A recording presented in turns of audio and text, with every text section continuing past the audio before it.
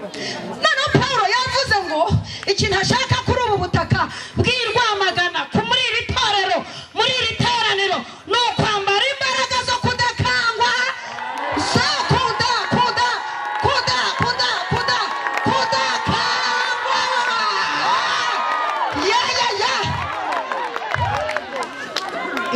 iyo nanga ko ntari kumva umugeri wayo.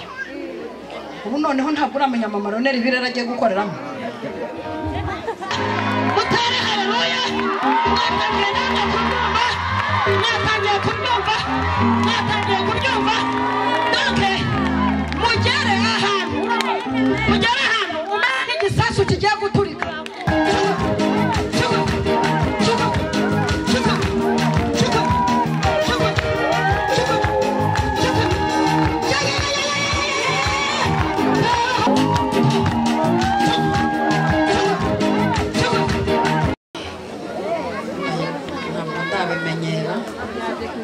Kuvuga bacuranga turagira ngo tubashimire kandi tubibwira si bwa mbere tugeze hano.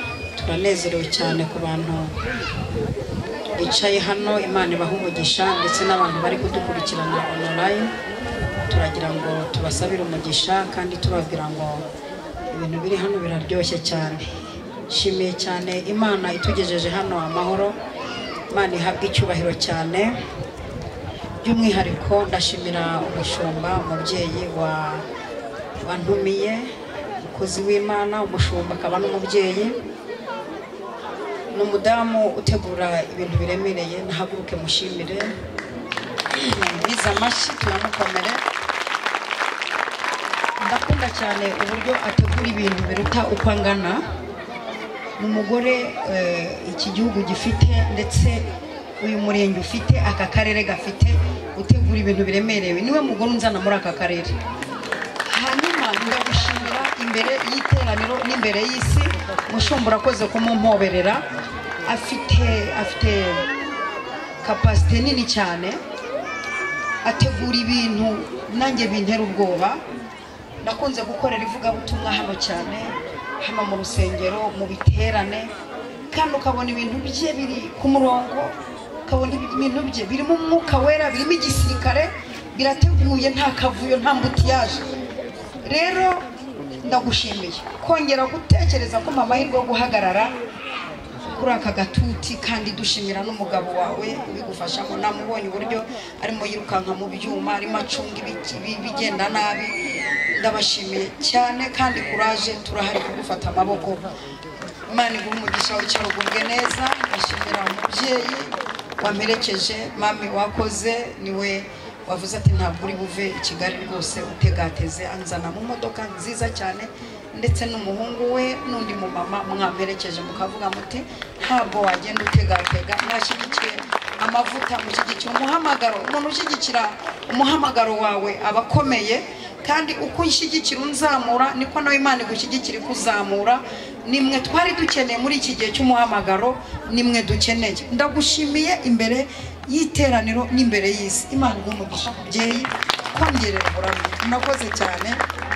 Mwishima ngiye kubona uburanga bw'abamama hano bakuze. Itorero ririmo abamama bakuze bankunda, Mana bankunda, abapapa bakuze bankunda. Nari mbakumbuye, hari hashize iminsi myinshi, ariko ndashimira Imana yongeye kungeza hano. Abahagaze mu rutoki kure, abahagaze hakurya, mugubwe neza. Turaje tuganira amagambo y'Imana.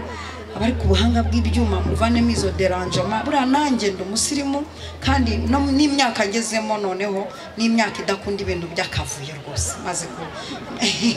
maze ku ngeze mu myaka idakunda ibintu bijagaraye rwose. Nimubona haraho bigeze bimeze neza, mubirekera aho ngaho, kandi ntimukangwe nuko ntangira mvuga gake. Gihe ibintu byanjye bitangira gake, ariko bikarama. Ntangira mvuga gake ukagira ngo nta kintu kirimo, kandi mwana bibonye ko n'umuziki w'abakongomani utangira gake ariko bikasoza biryoshye. Rero rwose pe ubirekera aho ntacyo bitwaye. Izindi protokole zirorire. Imana ibashyigikire cyane. Tugiye kuganira amagambo y'Imana, kandi jewe nitwa Nyirabagenzi Alice, ndi umudamu ufite umugabo n'abana batatu, ntuye mu mujyi wa Kigali, nkaba ndi umunyarwandakazi. Turanabashimiye rwose ko mwatoye neza, amatora agenze neza, tugashimira abanyarwanda n'abanyarwandakazi ko mwatoye neza, mwikomere amashyi menshi cyane.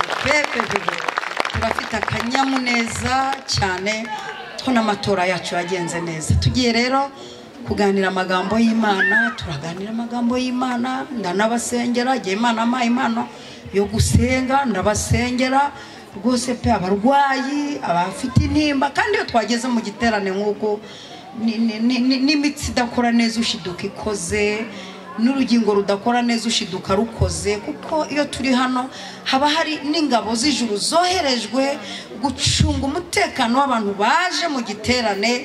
Iyo zaje gucunga umutekano zihita zitangira n'akazi ko kubona muri abo bantu harimo abarwayi, abashonje, abafite ibibazo, abafite intambara, bihita bikorekera rimwe. Imana ihabwe icyubahiro. Tugiye rero kuganira amagambo y'Imana dusanga mu gitabo cya kabiri cya Mose cyitwa Kuva, igice cya 15 umurongo wa 6, niho tugiye gusoma.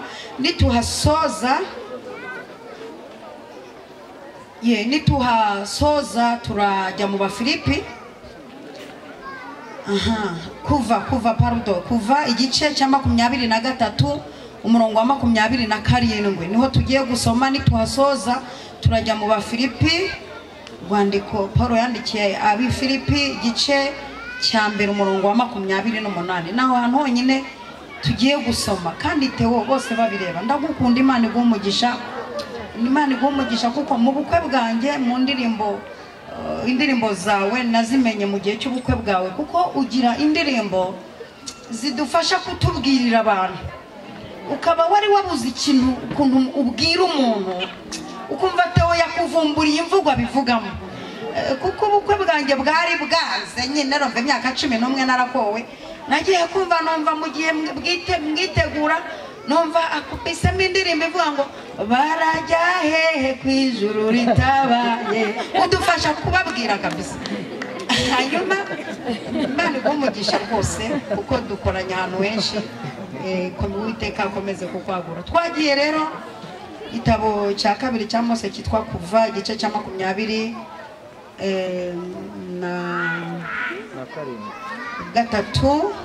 umurongo wa 27.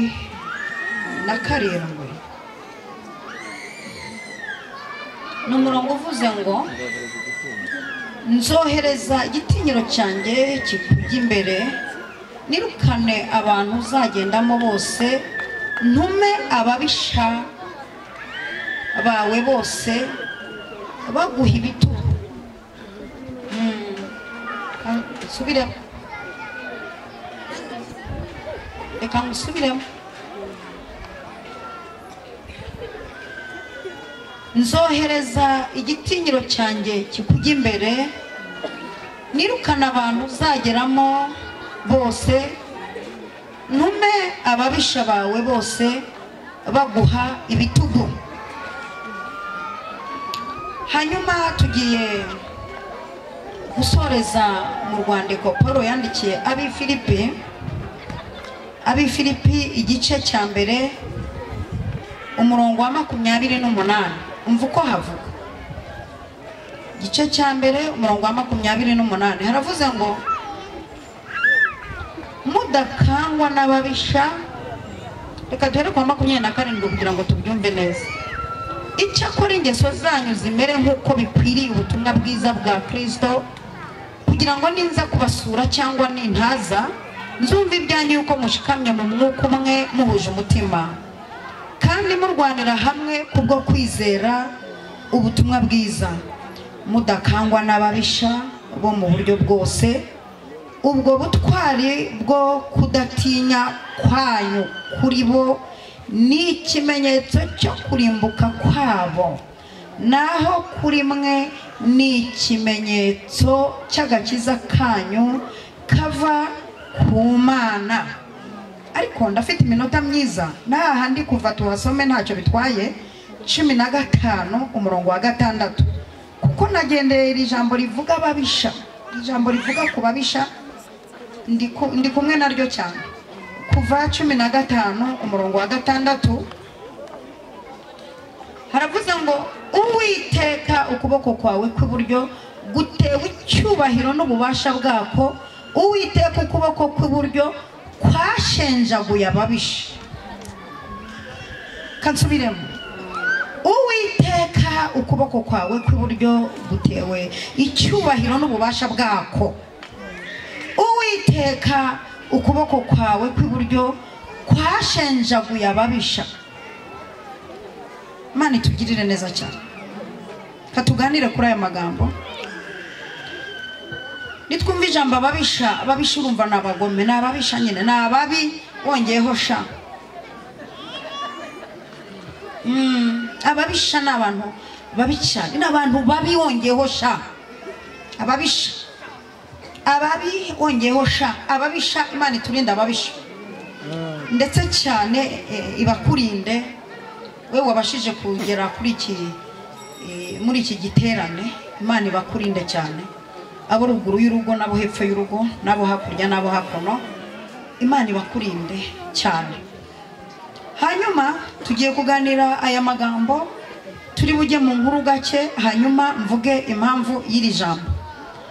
Kandi ninginga umuntu wese uri hano, waba guhera ku myaka 7 nababonye kugeza ku myaka y'ubukure ufite hano, kwicara ugatuza ukumva neza ijambo ry'Imana.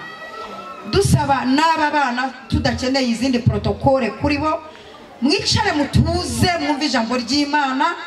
Iyo mwageze mu nzu y'Imana iby'iwanyu muba mubiretse ukicara. Niyo hari umwuka y'wanyu guteye wageze hano urabwo uruti mbabarira nageze mu nzu y'Imana.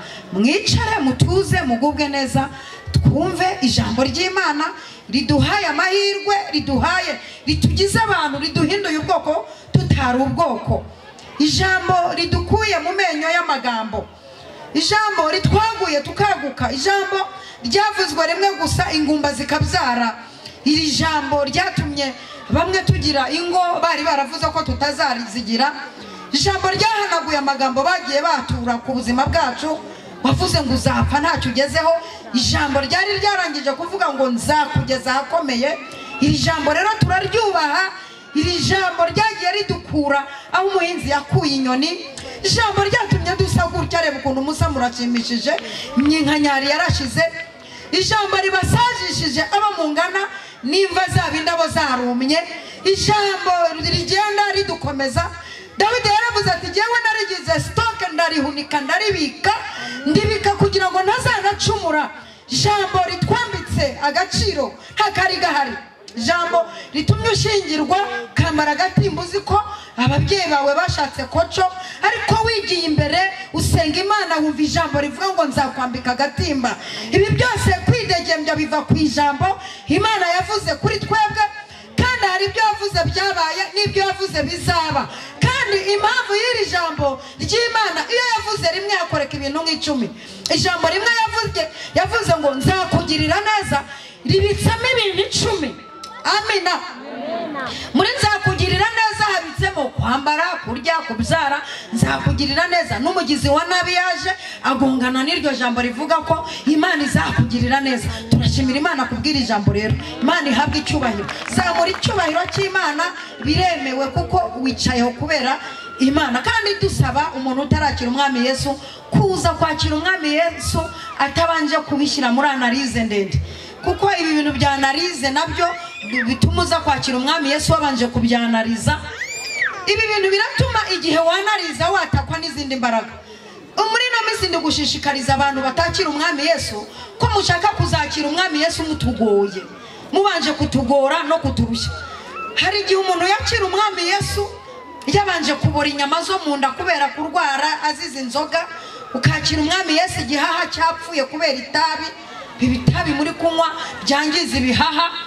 Hari igihe mugira gutya mukakira umwami Yesu mwabanje kumugara babakubitiye mu kabari, ukaza kwakira umwami Yesu ugendera ku mbago.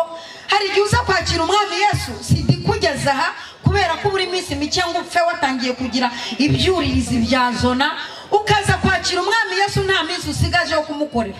Turinginga rero umuntu uri hano kuza kwakira umwami Yesu atanarije, nta bintu bya protokole ndende zigiyemo, ukadufasha gukorera Imana, ukaza ukadufasha gukorera Imana, kuko tugiye kunyanyagira ku isi yose. Ngwino basuze uhagarare mu cyuho, kuko ngwino rwose uze kwizira. Mbikubwiye hakiri kare, ariko ndabanza kukuganiriza ijambo ry'Imana. Hanyuma nimba uri umurokore wateranye uvuga ngo amen.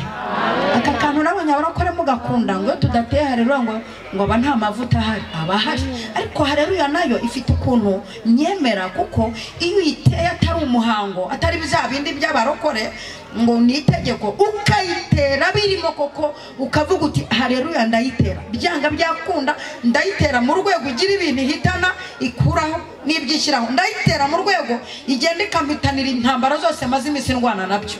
Jya uyitera ari uko ikuza mujemo, akagira umuntu iguhatira ku ngufu. Niwumva itarimo jya uyireka rwose.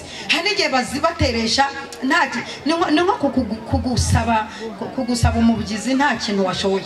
Niwumva ikuje muyitere, kandi iki ni igiterane, nicyo bivuze. Giterane no gutera rero nawe ukanera iyindi, niyo mpamvu cyitwa igiterane. Makiwa yakomera hano undi no kayakomera hano, niyo mpamvu byiswe igiterane. Tera haleluya noneho numve yakuvanayo rimwe kabiri gatatu. Yego tugiye kuganira iri jambo ry'Imana.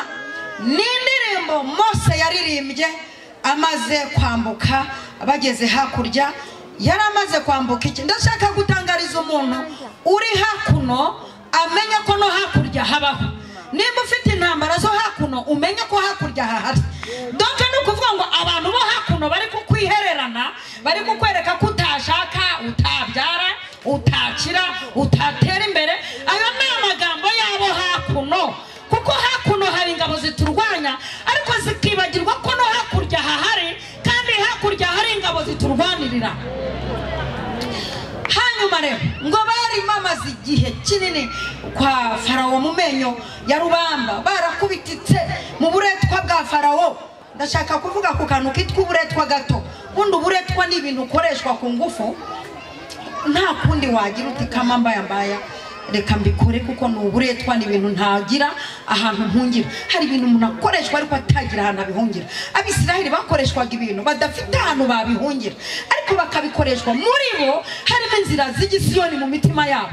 Ariko Imana irebye uburyo Farawo yabacanze, yababujije uburyo, muri bo Uwiteka uri mu ijuru arebye ikiboko cyo kwa Farawo n'agahato n'umunabi no gukoreshwa ibintu badashoboye, no kwikorezwa ibintu bibarusha uburemere, bageze mu rwego barira baraniha. Uwiteka aravuga ati, jyewe Uwiteka numvise kuniha k'ubwoko bwanjye buri mu Egiputa, numvise kuniha k'ubwoko bwanjye buri Rwamagana, numvise kuniha, ndetse numva n'agahato, numva n'ababarenganya. None aha ndahagurutse ngiye gutabara ubwoko bwanjye. Imana ntabwo igikunda agasuzuguro ku muntu wayo. Buriya wowe uzaryame utuze, nimba uzi ko ufitanye connection ikomeye n'Imana, nimba uzi ko Imana hari umubano mufitanye mwiza, uzaryame utuze, kuko Imana ifite ukuntu n'ukurwanije ibimenye utarabimenya. Ugutunze urutoki rubanza ku Mana rukabona kukugeraho. Imana ifite ukuntu ijisho ryayo ritakuvaho. Imana ifite urukundi gukundi idashaka no kugaragaza, none aho gishaka kugaragariza abantu bafashe ijambo kuri wowe. Iryo jambo muri komera amashi, kuko ni ijambo rikomeye. Twagiye igihe kiragera, Uwiteka ahagurutsa Mose aramubwira ati, genda kwa Farawo. Simvuze amajeste yabaye ajya guhaguruka, ijambo baganiriye n'Imana, uburyo Uwiteka yivuza ati, ndi Uwiteka, ndi uwo ndiwe. Aho simatinze, uburyo habaye kurepeteshwa, uburyo inkona zayirambika hasi gahinduka inzoka. Ibyo ni inzira ndende, ariko ageze kwa Farawo asanga ibyo bintu Imana yamubwiye gukora, n'abakonikoni barabishobora. Inkoni barayirambika nabo bakazana izazo, ariko hari imbaraga zishyigikiye inkoni. Izo mbaraga zishyigikiye inkoni zatumye inzoka zose zo kwa Farawo zirya inzoka ya Mose, inzoka zose zo kwa Farawo. Ubundi ikihishe inyuma y'ijambo Imana yavuze nicyo kiburizamo amagambo y'abantu benshi bavuga. Ubundi ikintu kihishe inyuma yawe kitagaragara bakitondera. Ubundi twe hari ibintu bigaragara iyo mudushotoye. Ubundi imbaraga ziri muri twe akenshi zikunda kugaragara ushatse kukomanga, utarakomanga ngo utangire ugire ibintu byo gutesha abantu umutwe. Ntabwo bizera. Haleluya. Ingorane bagire kwa Farawo naho Mose bagezaga hagati abarokore bakamucanga bati ro Mose dukumbuye akanyama ya mico mugireho gushaka ibintu mutarasubizwa kumva urashaka gusa na runaka utaragera mu rwego rwe. Ibi bintu byaje kera bari abagabo basabaga inyama Mose babonaga ari buzikuriye kwege kwere ngo turashaka akanyama se kwa Farawo baharira akanyama. Kundi hari ibintu Imana itaguhera n'imbere y'aba bagome irabizi ko bakurangiza. Kundi hari bisubiza Imana iguhibanje no kugira ahantu kugeza. Kavuga uti umuntu umusubije none aha ataramenya gusenga iminsi 7 ngo agire ibintu arangiza bahita bamwica. Ubundi hari ibintu Imana yabitse kugira ngo banze ugire imbaraga zo kubijana. Ubaka kanya Imana iguha etaje bakurangiza. Banze uzamuke mu mbaraga zimenya kubikontorora ku buryo n'umuntu niyohereza ihembe uri kontororera muri etaje ukavuga uti Paul aravuze ngo du kubita hasi mpaka do fata miri banza ugire imbaraga za kontorora ibintu Imana igiye kuguha. Ubundi hari abantu mwatinze gusubizwa kuko ntimurafata imbaraga zo kujera ibintu Imana igiye kuzana. Kandi ibintu Imana igiye kuguha biragusaba imbaraga zo kubijana. Kandi hari ibintu Imana abikiye abera bidasa n'ibyavuka. Murumva mwabagabo Imana babikiye amazu adasa nayo mwavukiyemo. Kamemu nawe urabyumva ni wajya gusenga gusaba inzimeze nk'wavukiyemo. Sibyo ko mwageze no mushyizemo congo bikemera mwijijisha mushaka kwigira nkaho mwabivukanye. Wenda giye kintu mbarusha no kwemera nkavuga aho Imana yankuye. Ariko mujye mugerageza mufashe kuvuga aho Imana yankuye. Nunijijisha wigize kamugi basige ufata mikrofone uvuga ibyo yaguhaye. Ariko ibyo bintu byo kwigira za kamugi kandi mwaravuye kurejo mundi mwarariraga mu birago mwerosha ibindi. Aje mundi mwaravomesha ibicuma ejo bundi mwaranyweraga ku kabindi muhingira imvuzo. Ejo bundi Imana aratabaye mwarajyaga muhingira imbetezi kabakura ku mbetezi. Mwarararanaga n'ingurube n'inkoko Imana ikabihakura ko mukaba mwaricecekeye mwararyumyeho. Iyo tubivuze muducungira muri za fimi no mu marinete mukigira nkaho tukabya. Twebwe tuzakomeza kuvuga ahantu yagiye tuvana kuko ni imbaraga zitugeza haremereye. Kuko kuvuga ahantu tuvuye ni kuraje zidutera kugera n'aharemereye. Tuzavuga ineza. Ari byo Mose yageze hakurya y'inyanja aravuga ati jewe sinakwishinga abantu batabyumva neza. Jewe aha hakurya maze kwambuka inyanja mu buryo bugoye. Iyi nyanja nyambutse kubera ijambo Imana yavuze. Iyi nyanja nyambutse abakonikoni bo kwa Farawo batabishaka. Iyi nyanja tuyambutse ababisha bo kwa Farawo batazi ko inzira yava ahangaha. Iyi nyanja nyambutse abakonikoni bo kwa Farawo batazi ko mu nyanja havamo inzira. Iyi nyanja nyambutse abagome batazi ko aha havamo inzira. Ariko Uwiteka uciye inzira mu nyanja bitabaho. Reka mbanza nikokinga nze muririmbire hari ibintu ntazishinga. Atangira gutekereza ahavuye. Umurokore udatekereza ahantu Imana imuvanye ni umugome.com. Umurokore uticara avuga ati Mana aho wamvanye uyaragatsindwa. Mana izandinde guturana n'umuntu no gusengana n'umuntu udaha agaciro aho imuvanye. Iyo udaha agaciro aho ikuvanye aho ugeze nta mbaraga ugira. Kuko imbaraga dufite tuzikura aho Imana ituvanye. Haleluya. Haleluya mina. Twagiye. Haleluya. Sinzabishingiraga sinzi uko waje. Hari abantu mwamwifashe nkabikira Mariya we Kabgayi ibintu byose mwabijyanye muri ritime. Ntabwo nzakwishinga ntitwaje kimwe ntitwababaye kimwe. Mana nyihamagara imvanye ku kamogi nyihamagarira imvanye ku nzoga nyihimvanye mu bujura nzi kwezi kuruka. Imana iranyihamagarira inyihera agakiza ngejeje mu gakiza irabanza mbishonderamo inkubita ikigeragezo cyo gukobwa ntegereza umugabo imyaka 11. Mu myaka 11 muri kubzara muri kujya ku maternity muri gukingiza abana muri kurya neza muri guhinduranya igitenge. Mu myaka 11 ndakubitika ntabwo tuzagera mu kuyivuga ngo nkwishinge. Wenda nzajya mvugana nabigira aho yankuye harakomeye. Imana ni hafi icyubahiro muvuga cyane ngo amina. Tera hararuka kuko uyu mugoroba ndumva ashaka kuyivuga. Wenda kaguru kamwe kari Nyamiramba kandi kari mu cyaha kuko ahivanye turaziranye. Mose ageze hakurya aravuga ati sinzishinga abantu batazi amateka. Nibutse ikibakwa cya Farawo, nibutse uburyo Uwiteka yagiye aturwanira Farawo akagumya kuzana akavuyo n'akajagari. Ariko wa Mana we, nibutse ko hari igihe byageze aho nawe Uwiteka umujinya ukugeraho. Umujinya ukugeze aha ngaha ufata umwanzuro wo kwica imfura zose zo kwa Farawo kugira ngo ubanze umukomeshe. Untabaye utinze ariko untabaye ukomesheje ababisha banje. Nubwo udutabaye utwambukije bitugoye, ariko wagiye ubakoma wagiye ubadukomera, ubazi ikigingizo bahonderamo basiconyereramo ababisha. Nubwo dutabaye natwe twarakubititse, ariko n'abaturwanya wagiye ubashonyoreramo. Ibi nabyo turaje tubiguhimbarize. Nubwo batugoye ariko nawe harahagera gukabaha umugeri w'inyuma ukabiciramo. Ibi nabyo ndaje mbiguhimbarize, ndaje mbikubyinire, ndaje mvuge kuri Imana. Data we vuga ngo haleluya. Maze ngo arongera atekereza uburyo bageze ku nyanja. Inyuma babonaga amagare, ingabo, amafarashi. Areba hakurya imusozi, areba inyanja, abona wapi ibintu ni danje.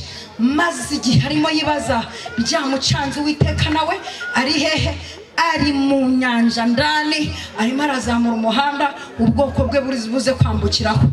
Igihe kiragera Uwiteka abwira Mose ati Mose, gabanya ibintu by'amarira, gabanya ibintu byo kumvuga. Aha ngaha iyo bahageze ntabwo bahasengera, aho iyo bahageze batabarwa n'ijambo navuze. Hari ahantu tugera ntidutabarwa n'amasengesho kuko nta nugaza, ahubwo ukakurwa n'iry'Imana yavuze. Abarokore bateranye ngo munyitabe haleluya.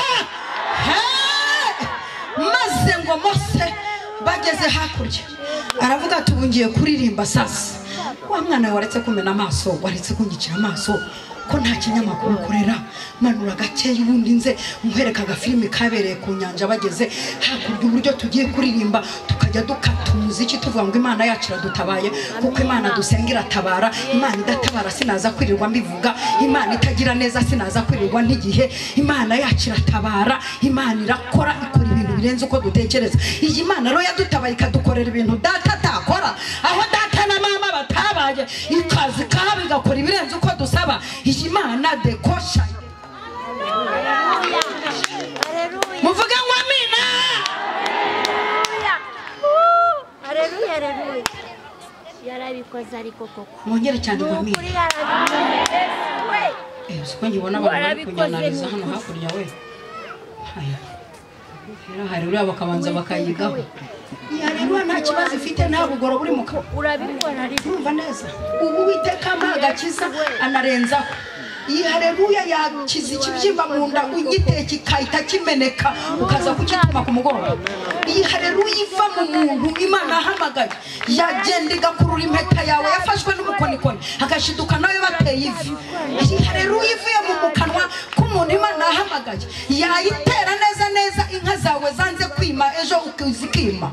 Iyi haleluya ifite ikivuze kuko tuyitera turi hano, igakorera mu bihugu nka bingahe, kagenda ikazitura ibintu byawe.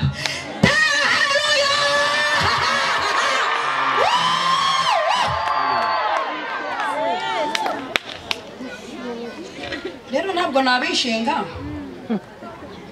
kuko ndashimira Imana ampamagaye ndi n'umukaratika, byose mpangamo nkumva bigiyemo. Ngo Mose arangije akebuka Miriyamu amwicirije.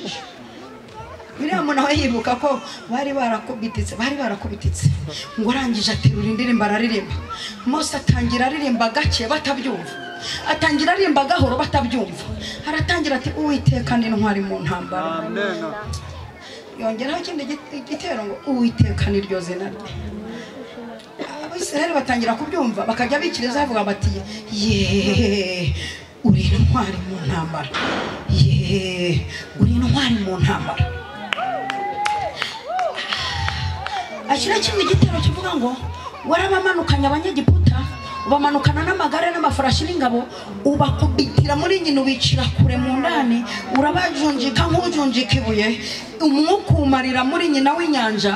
Urangije uzamura imirambo yabo irareremba, amaso yacu arabibona ko ibyaduhigaga ubikubitiye kure. Abisirayeli bati ye uri intwari mu ntambara.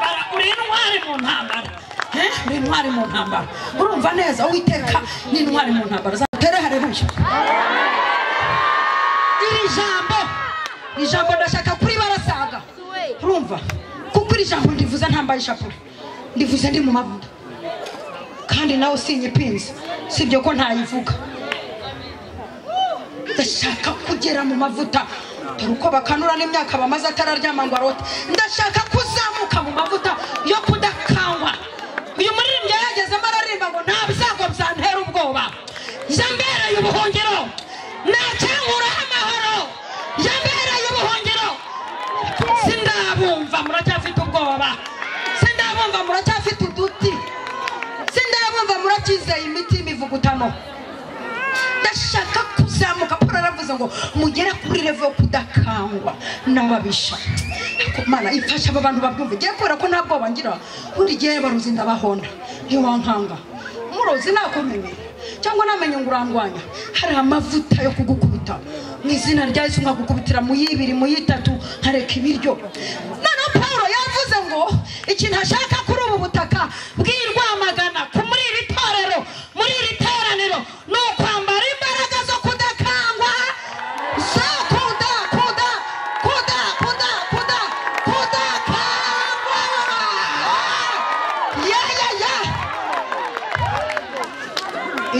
Iyo nanga ko ntari kumva umugeri wayo. Ubu noneho ntabwo uramenya mama Roneri birera agiye gukoreramo. Umugabo akwirukanka na kera akakumara ubwoba. Ufite ijambo rivuga kugera mu rwego yuko ukavuga uti nimushaka mwe mwahateze ubutaraza. Amavuta mvanya muri iki giterane no kudakangwa.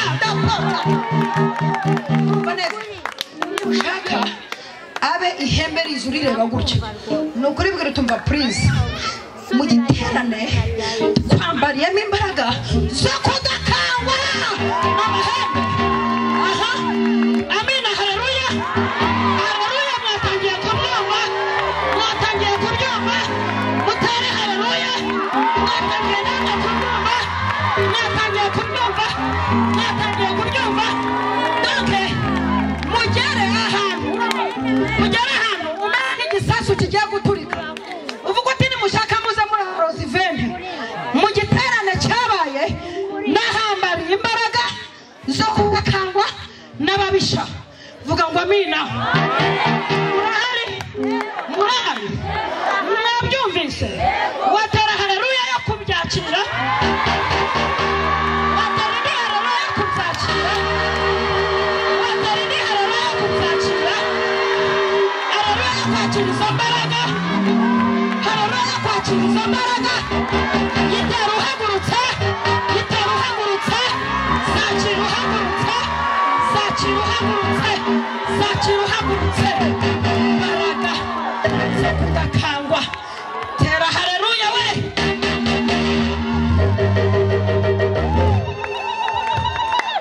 Ubundi ngengeze ku rwego ndi rekodinze mu muziki.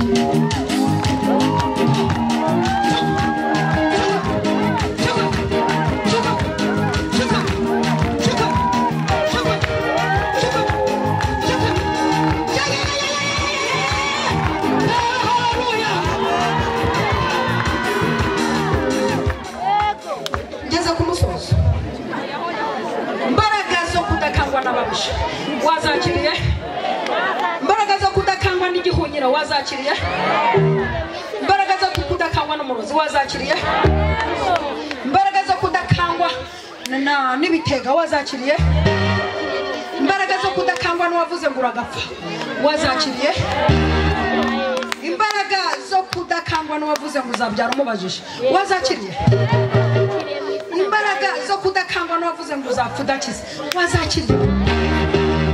Uzakiriye kuri iyi tariki. Nanjye ndazakiriye, nanjye ndazakiriye, nanjye ndazakiriye.